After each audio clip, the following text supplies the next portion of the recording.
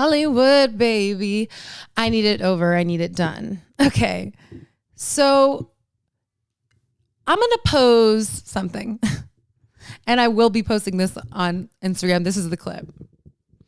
Do you ever feel like you have dreams that you always had since you were even a little tiny, insert what your gender is, your identity, of course. Do you ever feel like you were, when you were a little insert here, and you first had the spark of the idea of the dream of making movies and TV acting and writing and directing and shooting on the camera? Hey, maybe you want to do set design, all of these things.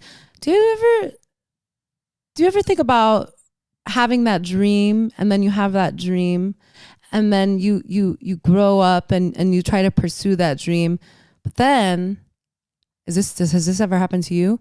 You're confronted with the fact that all of the places and spaces that you imagined your dream in, you're saying, wait a minute, it's built by the bad stuff. It's bought by the bad stuff. It is all here to perpetuate the agenda of the Zionist entity. I don't want to do that. Do you ever feel this way? I feel this way every single day. And I think a lot of us do. And I think that we have been given like two options. This is what it feels like as someone who's been out here for almost a year now and having these conversations with a different swath of people. It's sort of like, well, that's the way it is. I don't know how you unravel it. You take their money and you do what you can with it. We've had this discussion on this very podcast. There's sort of that one where it's like, but you still do have to compromise. Like, I still do have to slap my name next to Amazon or any of the others, bad ones, Paramount. Or like, sort of like, then I guess you can't have that dream anymore. Sorry. You try to make something indie. And even when you try to make something indie, like it's sort of cascade, you know, the bigger it gets, the closer you get to all of the evil corporations of which you were trying to avoid when being indie. And even the things that were indie, like the things that were indie, how long are they going to stay indie, and how, or are they going to become A24 bought by Josh Kushner? So it's like, okay, what do we do? Give up on your artistic dreams. Say, you know what? Actually, that was always really indulgent of me, and I'm going to give that up and work at a nonprofit 501(c) or get into electoral politics. Boo! We're not a fan of electoral politics here. Like, you know, for me, I can't see it. For me, I can't see it. You know, if that were supposed to be my fucking destiny and my dream, like, then that would have been it. I've always been inclined towards things of, I guess, quote unquote, social justice. These terms, because, you know, this is not political to me. None of this shit is political to me. Political, it exists in the space of this thing called politics. This is human. This is human to human stuff. Okay, it matters to me that masses of people are being murdered and dehumanized by fascist state that is propped up and reflected in our media. It matters to me to not perpetuate white supremacy just because there are only 3 corporations that are allowing people to like make movies and TV shows. That ain't it for me. Those can't be the options. You know, like I go through these I look through jobs. I look at the landscape, and yeah, I know I talk about it ad nauseum on this podcast, but it really is all propaganda everywhere. And even the spaces that would seem like more neutral, when it's all the same money, we're letting them use our bodies, our talent, our ideas, our stories, to wash the fucking blood off their hands. For all of the crimes of genocide everywhere. when Hollywood only gives you the option of resigning your body and your image and your talents to the like 3 companies that are funding and producing our demise, who are enforcing white supremacy across the globe, when Hollywood gives you only those options to engage with, then you disengage from Hollywood. And I really think that there are people of conscience who are like me, who have had their dreams and who don't know what to do with the entanglement of fascism and propaganda in the places that they once dreamed themselves to be. And I think we have another option. I know we have another option. Me and my friends are talking about it all the time. We are building it all the time. But it becomes more and more urgent to me as I see a casting call for the new Paramount Plus mini series for firefighters, for the mini series of about the day after 9/11, starring Jeremy Strong. Okay, I looked it up straight from Deadline. The project about ailing 9/11 first responders' David versus Goliath legal fight for compensation is one of the first 2 series ordered by the streamer's new regime, led by chair of DTC Cindy Holland and head of originals Jane Wiseman, who call it, quote, the kind of ambitious, resonant narratives Paramount Plus will champion.